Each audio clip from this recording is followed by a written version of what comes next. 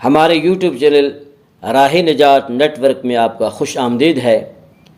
آئیے آج کا درس ہم شروع کرتے ہیں۔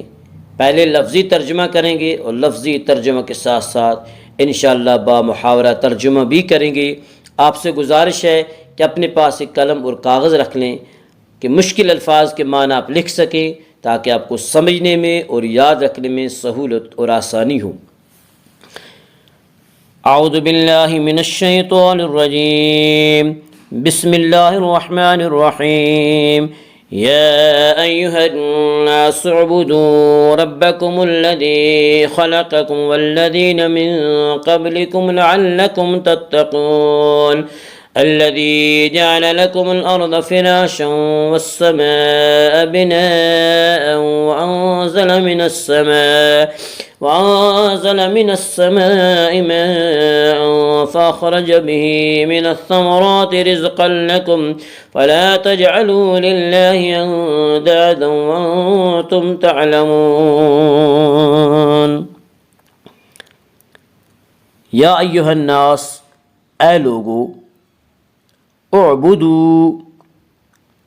تم عبادت کرو، ربکم، اپنے پروردگار کی، الذی، جس نے، خلقکم، تمہیں پیدا فرمایا، والذین، اور ان لوگوں کو، من، سے، قبلکم، تم سے پہلے، لعلکم، تاکہ تم، تتقون، پرہیزگار بن جاؤ۔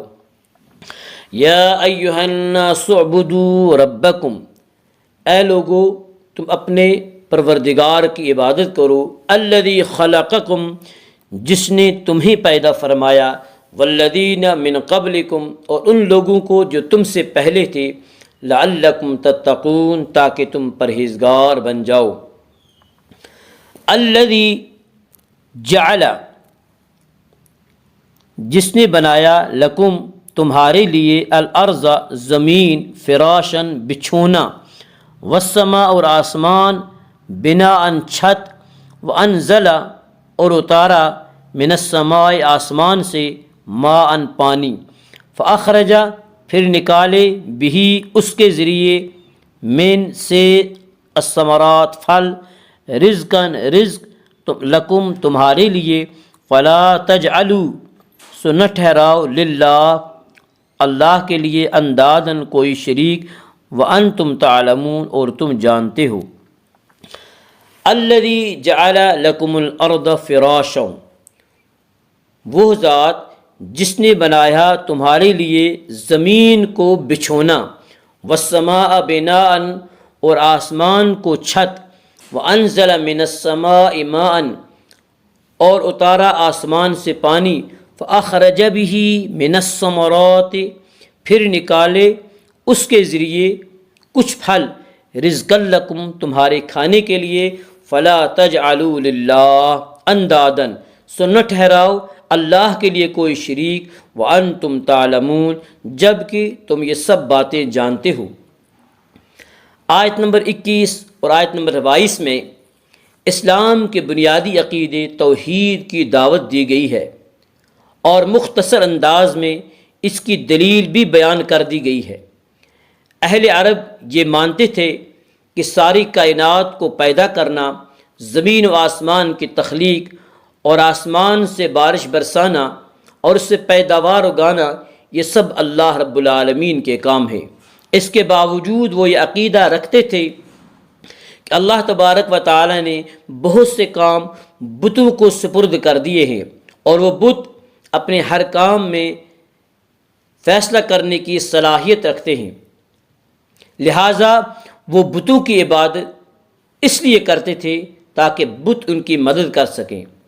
اللہ رب العالمین نے فرمایا، جب ہر چیز کے پیدا کرنے والے ہمیں، اور ہمیں کائنات چلانے میں کسی کی مدد کی ضرورت نہیں، تو اللہ کو چھوڑ کر کسی اور کی عبادت کرنا، اللہ کے ساتھ کسی اور کو شریک ٹھہرانا، اللہ کے علاوہ کسی اور سے مدد مانگنا، کتنی ظلم کی بات ہے۔ بزرگوں، قرآن مجید ایک ایسی کتاب ہے جس میں مقناطیسیت ہے۔ یہ کلام دلوں کو اپنی طرف کھینچتا ہے، یہ زنگ آلود دلوں کی صفائی کرتا ہے۔ آئیے قرآن مجید کی تلاوت سے اپنے دلوں کی صفائی کریں اور اپنے قلب و روح کو تازہ کریں۔ اللہم اجعل القرآن ربیع قلوبنا ونور صدورنا وجل احزاننا وذهاب همومنا وغمومنا۔ اللہم انفعنا بالقرآن العظیم ورفعنا بالآیات والذکر الحکیم۔ رب اغفر وارحم انت خیر الراحمین۔ وصلی اللہ وسلم علی حبیبنا ونور قلوبنا محمد صلی اللہ علیہ وسلم وعلی آلہ واصحابہ اجمعین۔ السلام علیکم ورحمۃ اللہ وبرکاتہ۔